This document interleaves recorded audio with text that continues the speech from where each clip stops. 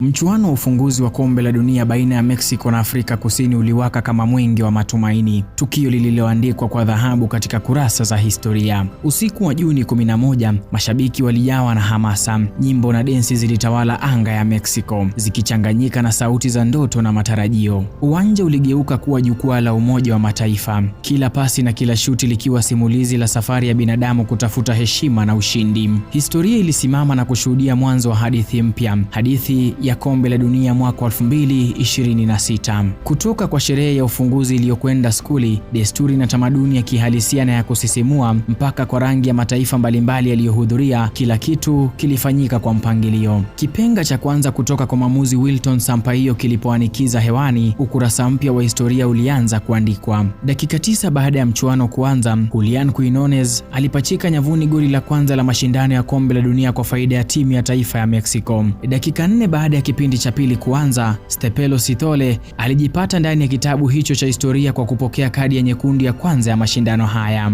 Dakika ya 67 ya mchezo, Raul Jimenez pia alifaulu kupata goli lake la kwanza ndani ya mashindano ya kombe la dunia. Dakika ya 84 ya mchezo, Themba Zuen alionyeshwa kadi nyekundu. Historia haikusita kuandikwa hapo, kwani dakika ya 92 ya mchezo, Cesar Montes alijipata taabani kwa kucheza visivyo na kuonyeshwa kadi ya nyekundu. Mchuano huu ulitamatika na idadi ya juu ya kadi nyekundu zilizoonyeshwa kushinda jumla ya magoli yaliyofungwa. Katika mwaka 2022, jumla ya kadi 4 za nyekundu zilionyeshwa ndani ya michuano 64 zilizochezwa. Mwaka huu, mchuano wa kwanza umeshuhudia kadi 3 za nyekundu. Usiku wa Azteca umeandika simulizi jipya, Mexico ikitoka kifua mbele kwa mabao ya Quinones na Jimenez, huku Afrika Kusini ikipambana na changamoto ya wachezaji waliotimuliwa. Mashabiki walishuhudia si tu ushindi, bali pia taswira ya nidhamu na mafunzo ya kandanda. Huu ukawa ni mwanzo wa safari ya mataifa, mwanzo wa ndoto mpya na mwanzo wa hadithi itakayosimuliwa na vizazi vijavyo. Jina langu